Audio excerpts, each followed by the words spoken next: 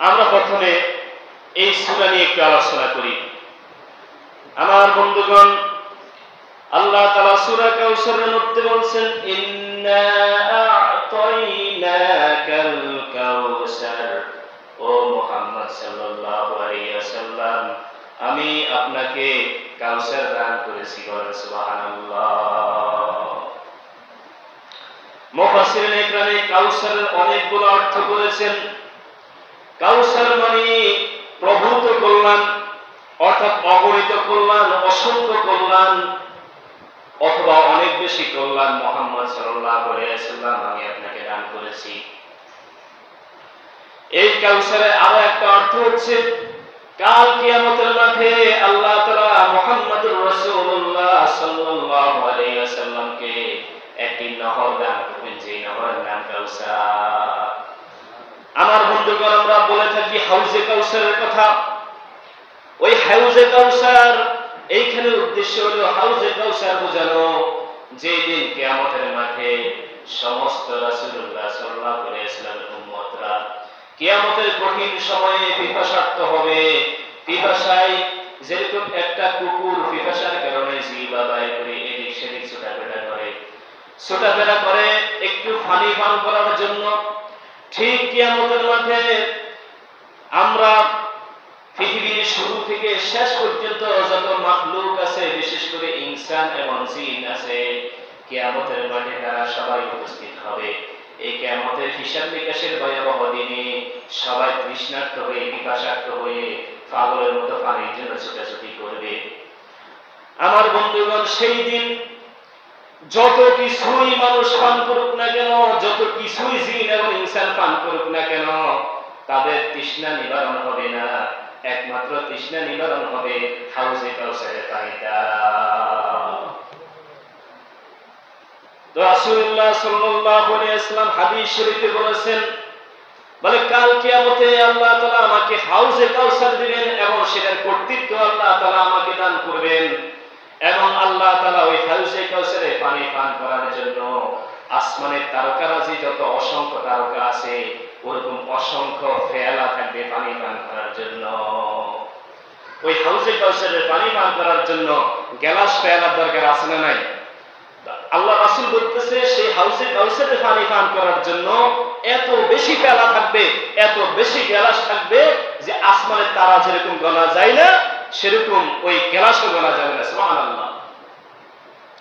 আর এটা একমাত্র আল্লাহ তাআলা রাসূলুল্লাহ সাল্লাল্লাহু আলাইহি ওয়াসাল্লামকে দান করেছেন, এবং সেটার কর্তৃত্ব কিয়ামতের মাঠে শুধু রাসূলুল্লাহই করবেন। সুবহানাল্লাহ।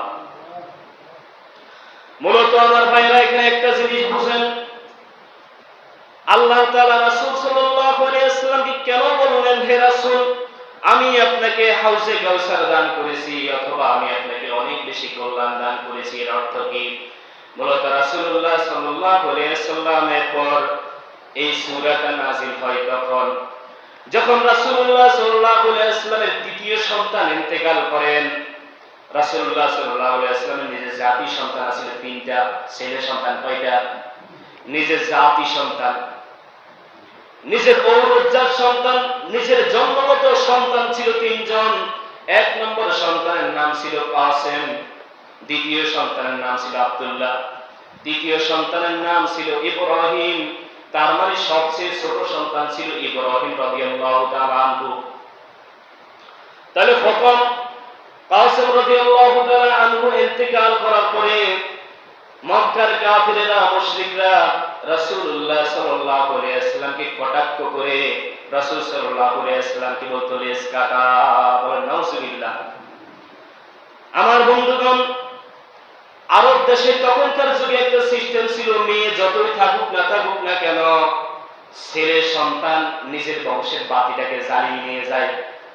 এজন্য ছেলে সন্তান হওয়ার পরে মরে গেলে এটাকে তারা লেজ কাটা বলতো, নির্বংশ বলতো, শিকড় কাটা বলতো। তো রাসূলুল্লাহ সাল্লাল্লাহু আলাইহি ওয়াসাল্লামের প্রথম সন্তান কাসেম রাদিয়াল্লাহু তাআলা আনহু মারা গেল। এরপরে হলো আব্দুল্লাহ রাদিয়াল্লাহু তাআলা আনহু। আব্দুল্লাহ রাদিয়াল্লাহু তাআলা আনহু মরে গেল, ইন্তেকাল করলো। সর্বশেষ রাসূলুল্লাহ সাল্লাল্লাহু আলাইহি ওয়াসাল্লামের ছেলে পুত্র অর্থাৎ পুত্র সন্তান ছিল ইব্রাহিম রাদিয়াল্লাহু তাআলা আনহু। ইব্রাহিম রাদিয়াল্লাহু তাআলা আনহু যখন ইন্তেকাল করলেন তখন ব্যাপকভাবে মক্কার কাফির এবং মুশরিকরা প্রচার করলো, দেখো দেখো মুহাম্মদ সাল্লাল্লাহু আলাইহি ওয়াসাল্লাম নির্বংশ হয়ে গেছে। নাউজুবিল্লাহ বলেন। আমার বন্ধুগণ, গত সপ্তাহে আমি একটা হাদিস আপনাদেরকে বলেছিলাম, একজন মানুষ যখন দুনিয়াতে পেরেশান যুক্ত হয়, দুঃখিত হয়, তখন তাকে সান্ত্বনা দেওয়া এটা সরকার মতো সওয়াব, ঠিক কিনা? কিন্তু রাসূলুল্লাহ সাল্লাল্লাহু আলাইহি ওয়াসাল্লাম যারা ইসলাম গ্রহণ করেন নাই, মক্কার কাফির এবং মুশরিকদের মধ্যে যদি কেউ মারা যেত, রাসূল সাল্লাল্লাহু আলাইহি ওয়াসাল্লাম তাকে সান্ত্বনা দিতেন। কিন্তু রাসূল সাল্লাল্লাহু আলাইহি ওয়াসাল্লাম তখনকার যুগে এমন একটা অবস্থা ছিল, পুত্র সন্তান যদি মারা যেত, পুত্র সন্তান যদি না থাকতো, তাকে শিকড় কাটা বলতো। কিন্তু রাসূল সাল্লাল্লাহু আলাইহি ওয়াসাল্লাম মক্কার সমস্ত কাফের মুশরিকদেরকে সবসময় সান্ত্বনা দেওয়া সত্ত্বেও রাসূল সাল্লাল্লাহু আলাইহি ওয়াসাল্লাম পুত্র সন্তান যখন ইন্তেকাল করে, রাসূল সাল্লাল্লাহু আলাইহি ওয়াসাল্লাম সবচেয়ে বেশি দুঃখিত হয়। কিন্তু কাফেররা ওই কাটা গায়ে লবণের ছিটা দিত। রাসূল সাল্লাল্লাহু আলাইহি ওয়াসাল্লাম তো এমনিই দুঃখিত, বরং তারা এই দুঃখটাকে আরো বেশি বাড়ায় দিত। তারা এরকম কাটা গায়ে লবণ ছিটলে যেরকম আরো বেশি হয়, এরপরে আপনার ওই তেলের কড়াইয়ের মধ্যে যেরকম পানি বা লবণ দিলে যেরকম ফুটে উঠে আসে না, এরকম সেরকম তারা মুহাম্মদ সাল্লাল্লাহু আলাইহি ওয়াসাল্লামকে জ্বালাইতো। তখন রাসূল সাল্লাল্লাহু আলাইহি ওয়াসাল্লাম ইব্রাহিম রাদিয়াল্লাহু তাআলা আনহু মরার পরে, ইন্তেকাল করার পরে যখন কাফির মুশরিকরা খুব বেশি জ্বালাইছে, তখন রাসূল সাল্লাল্লাহু আলাইহি ওয়াসাল্লাম ভেঙে পড়েছে। ভেঙে পড়ার পরে আল্লাহ তাআলা আসমান থেকে এই আয়াত নাযিল করে দেন, এই সূরা নাযিল করে দেন, ও মুহাম্মদ সাল্লাল্লাহু আলাইহি ওয়াসাল্লাম, ইন্না আ'তাইনাকাল কাউসার, ও মুহাম্মদ সাল্লাল্লাহু আলাইহি ওয়াসাল্লাম, আমি আপনার প্রতি হাউজে কাউসার দান করেছি, অথবা আমি আপনাকে প্রভূত কল্যাণ দান করেছি, অনেক বেশি কল্যাণ দান করেছি। এই সূরার মধ্যে তিনটা আয়াত আছে। প্রথম আয়াতে আল্লাহ তাআলা পুরস্কার দিলেন, প্রথম আয়াতে আল্লাহ তাআলা একটা জিনিস দান করলেন, অর্থাৎ কোন একজন মানুষ যদি কোনো বিষয়ে পেরেশান থাকে, তাকে কোনো কিছু গিফট করলে, হাদিয়া দিলে, সেই ব্যক্তির মনটা প্রফুল্ল হয়ে যায়। এজন্য আল্লাহ তাআলা সর্বপ্রথম রাসূলুল্লাহ সাল্লাল্লাহু আলাইহি ওয়াসাল্লামকে সান্ত্বনা দেওয়ার জন্য হাউজে কাউসার নামক এই নেয়ামত দিয়েছেন। একটা ভাঙ্গা হৃদয় নিয়ে যখন রাসূল সাল্লাল্লাহু আলাইহি ওয়াসাল্লাম ভেঙে পড়েছেন, আল্লাহর শরণাপন্ন হয়েছেন, তখন আল্লাহ তাআলা এক নম্বর সান্ত্বনা স্বরূপ হাউজে কাউসার নামক এই হাউজ আল্লাহ তাআলা রাসূল সাল্লাল্লাহু আলাইহি ওয়াসাল্লামকে দান করে দিয়েছেন। আমার বন্ধুগণ, এরপর আয়াতে আল্লাহ তাআলা ফাসাল্লি লিরাব্বিকা ওয়ানহার, দ্বিতীয় আয়াতে আল্লাহ তাআলা একটা জিনিস পুরস্কার দেওয়ার পরে, কোন একজন মানুষ দুনিয়াতে কাউকে কোন একটা হাদিয়া দিলে, কোন একটা অনুগ্রহ করলে, দয়া করলে, তার থেকে কৃতজ্ঞতা চাই। কি চাই? কৃতজ্ঞতা চাই, শুকরিয়া আদায় করো। আমি যে তাকে এত বড় দয়া করলাম, অনুগ্রহ করলাম, একটা জিনিস দান করলাম, সেই ব্যক্তি আমাকে একটু মানুক, সেই ব্যক্তি আমাকে একটু কৃতজ্ঞতা করুক, ধন্যবাদ দিক। ঠিক আল্লাহ তাআলা হাউজে কাউসার দেওয়ার পরে রাসূল সাল্লাল্লাহু আলাইহি ওয়াসাল্লাম কিভাবে শুকরিয়া আদায় করবেন, কিভাবে রাসূল সাল্লাল্লাহু আলাইহি ওয়াসাল্লাম কৃতজ্ঞতা জ্ঞাপন করবেন, সেটা আল্লাহ তাআলা শিখিয়ে দিলেন। ফাসাল্লি লিরাব্বিকা ওয়ানহার, ও মুহাম্মদ সাল্লাল্লাহু আলাইহি ওয়াসাল্লাম, আপনি কুরবানি এবং নামাজ আদায় করুন একমাত্র আল্লাহ তাআলার সন্তুষ্টির জন্য। তাহলে আল্লাহ তাআলা প্রথমে পুরস্কার দিয়ে কৃতজ্ঞতা কিভাবে জ্ঞাপন করতে হয় সেটা শিখিয়ে দিলেন, যে আপনি নামাজ এবং কুরবানি করুন একমাত্র আল্লাহ তাআলা রাজি খুশি করার জন্য। এটা ছিল কৃতজ্ঞতার একটা বহিঃপ্রকাশ। প্রিয় ভাইরা, এখানে ফাসাল্লি লিরাব্বিকা ওয়ানহার, যেটা আমি বলছিলাম, কুরবানির তিনটা শব্দের একটা হচ্ছে নাহার। নাহার মানে হচ্ছে জবে করা, সাধনা করা, বা কুরবানির জন্তুকেও নাহার বলা হয়।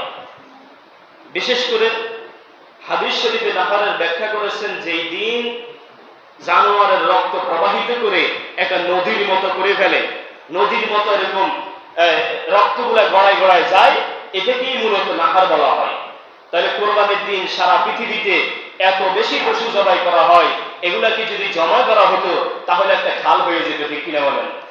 খালে যেরকম পানি প্রবাহিত হয়, একটা রক্তের নহর হয়ে যেত।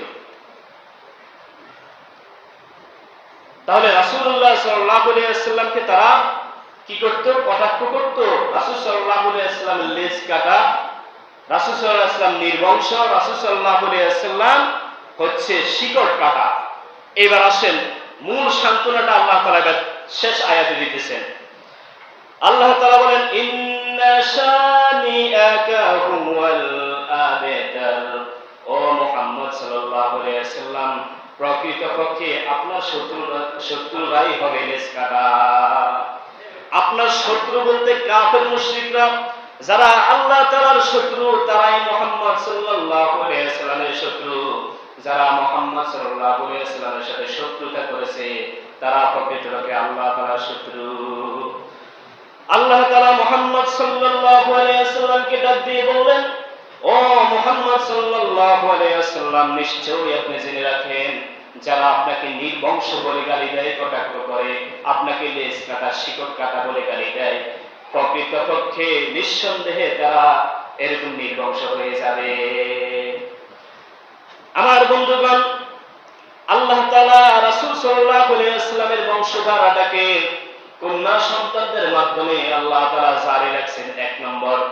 দ্বিতীয় হচ্ছে আল্লাহ তাআলা মুহাম্মদ সাল্লাল্লাহু আলাইহি ওয়াসাল্লামের এত অনুসারী পৃথিবীতে বানিয়ে দিয়েছেন এবং কিয়ামত পর্যন্ত মুহাম্মদ সাল্লাল্লাহু আলাইহি ওয়াসাল্লামের এত বেশি অনুসারী হবে যারা ভক্তির সাথে কিয়ামত পর্যন্ত মুহাম্মদ সাল্লাল্লাহু আলাইহি ওয়াসাল্লামের নাম রাখবে। কিয়ামত পর্যন্ত ভক্তির সাথে সম্মানের সাথে মুহাম্মদ সাল্লাল্লাহু আলাইহি ওয়াসাল্লামের নাম থাকবে কিয়ামত পর্যন্ত। কিয়ামতের পরে জান্নাত জাহান্নাম হলেও সেইখানেও মুহাম্মদ সাল্লাল্লাহু আলাইহি ওয়াসাল্লাম কি নাম থাকবে। আর আল্লাহ তাআলা কাফের মুশরিকদেরকে নির্বংশ করলেন, শেকড় কাটা করলেন, লেজ কাটা করলেন, তাদের নাম মানুষ কিয়ামত পর্যন্ত নিবেও না। যদিও কেউ নেই, অবজ্ঞার সাথে লাঞ্ছনার সাথে তাদেরকে অপমান করার জন্যই নিবে, ঠিক কিনা বলেন? আবু জেহেল কে পিতার সন্তানের নাম আবু জেহেল রাখে নাকি? কেউ এরকম ফেরাউন রাখে নাকি তার সন্তানের নাম? নমরুদ রাখে নাকি? তাহলে কোন কাফেরদের নামের সাথে মিলাই কোন মুসলমান তাদের সন্তানের নাম রাখে না। এমনকি ইতিহাসের পাতায় কিছু বিখ্যাত কাফের মুশরিকদের নাম আছে, তাও মানুষ লাঞ্ছনার জন্য, অবজ্ঞা করার জন্য কখনো কখনো ওয়াজে ইতিহাসের বই তাদের নাম আনা হয়, যে তারা কত বড় নষ্ট ছিল, তারা কত বড় বাটপার ছিল, এইটা বোঝানোর জন্য তাদের নাম ইতিহাসে আসছে, তাদের নাম মানুষ মুখে নিতেছে। তাহলে তাদের নাম যদিও নেয় লাঞ্ছনার জন্য, অবজ্ঞা করার জন্য নেয়, এর অর্থ বোঝা গেল আল্লাহ তাআলা কিয়ামত পর্যন্ত বিশেষ করে মুহাম্মদ সাল্লাল্লাহু আলাইহি ওয়াসাল্লামের সাথে যারা শত্রুতা করেছে, যারা মুহাম্মদ সাল্লাল্লাহু আলাইহি ওয়াসাল্লামকে কষ্ট দিয়েছে, তাদের নাম প্রকৃতপক্ষে কিয়ামত পর্যন্ত তাদের লেজ কাটা, শিকড় কাটা এবং তাদেরকে আল্লাহ তাআলা নির্বংশ করে দিয়েছেন। প্রিয় ভাইরা, তাহলে আল্লাহ তাআলা মুহাম্মদ সাল্লাল্লাহু আলাইহি ওয়াসাল্লামের কন্যা সন্তানদের মাধ্যমেও মুহাম্মদ সাল্লাল্লাহু আলাইহি ওয়াসাল্লামের বংশটাকে আল্লাহ তাআলা কিয়ামত পর্যন্ত অবশিষ্ট রাখবেন এবং তার অনুসারী উম্মতের মাধ্যমে আল্লাহ তাআলা কিয়ামত পর্যন্ত মুহাম্মদ সাল্লাল্লাহু আলাইহি ওয়াসাল্লামের নাম, মুহাম্মদ সাল্লাল্লাহু আলাইহি ওয়াসাল্লামের ইতিহাস, মুহাম্মদ সাল্লাল্লাহু আলাইহি ওয়াসাল্লামের যে অমূল্য চরিত্র, ওই চরিত্রকে আল্লাহ তাআলা কিয়ামত পর্যন্তই বহাল রাখবেন। সুবহানাল্লাহ। আর যারা মুহাম্মদ সাল্লাল্লাহু আলাইহি ওয়াসাল্লামের এবং ইসলামের শত্রুতা করেছে, প্রকৃতপক্ষে তারা তাদের ক্ষমতা দীর্ঘস্থায়ী হলেও তারা চিরস্থায়ী ক্ষমতায় থাকতে পারে নাই। হয়তোবা একটা লং টাইম তারা ক্ষমতা চালিয়ে গিয়েছে, লং টাইম তারা ক্ষমতা কি করেছে এরকম বাস্তবায়ন করেছে, কিন্তু অবশেষে তাদের ধ্বংস, তাদের হালাকিয়ত, তাদের এরকম অভিশাপ, তারা নির্বংশ হয়ে গেছেন। যেরকম আমি কারবালার ইতিহাসে একবার বলেছিলাম যে হোসাইন রাদিয়াল্লাহু তাআলা আনহুকে যারা ক্ষমতার জন্য কারবালার ময়দানে শহীদ করলো, তারা কিন্তু শেষ পর্যন্ত মাত্র 100 বছরের ভিতরে তার পুরা বংশ নির্বংশ হয়ে গেল, ক্ষমতা চলে গেছে মাত্র 5 বছরের ভিতরে। তার ক্ষমতা হারাইলো, তারা নির্বংশ হয়ে গেল কিয়ামত পর্যন্ত। তাহলে আল্লাহ তাআলার নবী রাসূলদের প্রতি যারা শত্রুতা করে, ভক্ত করে, এবং যারা ইসলামের প্রতি শত্রুতা করে, বিরোধিতা করে, আল্লাহ তাআলা তাদেরকে নির্বংশ করবেন, নির্মূল করে দিবেন। এটা চরম সত্য এবং প্রমাণিত। এজন্য আমাদের এখানে এই সূরার মধ্যে মূল যে বিষয়টা, সেটা হলো আমাদের কোরবানি আসছে সামনে। এই আয়াতের মধ্যে আল্লাহ তাআলা নামাজ এবং কোরবানি এই দুইটা জিনিস মানুষকে কৃতজ্ঞতা, আল্লাহ তাআলা শুকরিয়া আদায় করার মাধ্যম বলে আল্লাহ তাআলা অভিহিত করলেন। তাহলে আমরা সামনে আমাদের কোরবানি আসতেছে, ইনশাআল্লাহ ধারাবাহিক আমাদের এই পুরা মাস কোরবানি সম্পর্কে আলোচনা হবে। কোরবানি কিভাবে করব, এরপরে কোরবানির পশু কি দেখে কিনব, সঠিক পদ্ধতিতে কোরবানি দেওয়ার সিস্টেম নিয়ে আমরা আলোচনা করব। তবে যাদের উপর যাকাত ফরজ, যাদের উপর হজ ফরজ, তাদের উপরে কোরবানি ওয়াজিব। কথা কি বুঝছেন? তাহলে যারা হজ এবং যাকাত দেওয়া যাদের জন্য ফরজ হয়েছে, যাদের উপর ফরজ হয়েছে, তারাই কোরবানি করা ওয়াজিব। সংক্ষেপ কথা বুঝছেন? আর হজ এবং যাকাত কারা দিবে সেটা তো আমি অলরেডি আলোচনা করেছি। যাদের কাছে মিনিমাম 1 লক্ষ টাকা ক্যাশ থাকবে, তারা হজের প্রস্তুতি নিবে। যদি সম্ভব হয় এই টাকা দিয়ে, যদি সম্ভব হয় হজ করা, তাহলে করবে। বিশেষ করে যাকাতের যে বিষয়টা, সেটা 1 লক্ষ টাকা ক্যাশ হয়ে গেলে বা স্বর্ণ রূপা এরপরে ফসল টসল মিলে যদি 1 লক্ষ টাকা থাকে, তাহলে সে 2500 টাকা যাকাত দিবে। তাহলে এই 1 লক্ষ টাকা পরিমাণ যদি কারোর কাছে ক্যাশ থাকে, তার উপর কোরবানি করা ওয়াজিব। কোরবানি করা কি? যার টাকা, মানে যে হালাল 1 লক্ষ টাকার মালিক, তার উপরে ওয়াজিব। কথা কি বুঝছেন? বাপের উপরে নয়, কার উপরে নয়, মার উপরে নয়। যার টাকা, যে এই হালাল টাকার মালিক, যে উপার্জন করে জমাইছে, সেই কোরবানি করবে, তার নামের পক্ষ থেকে কোরবানি করা হবে। এটা হচ্ছে আমাদের আজকের মূল আলোচনা। এ পর্যন্তই আজকে থাকুক। ইনশাআল্লাহ এরপর থেকে আমরা আগামী জুমায় আলোচনা করব এবং ধারাবাহিক এটা আমাদের এই মাসের শেষ পর্যন্ত আমরা আলোচনা করব। যে কথাগুলো বলা হয়েছে, আল্লাহ তাআলা সর্বপ্রথম আমাকে আপনাদেরকে আমল করার তৌফিক দান করুন।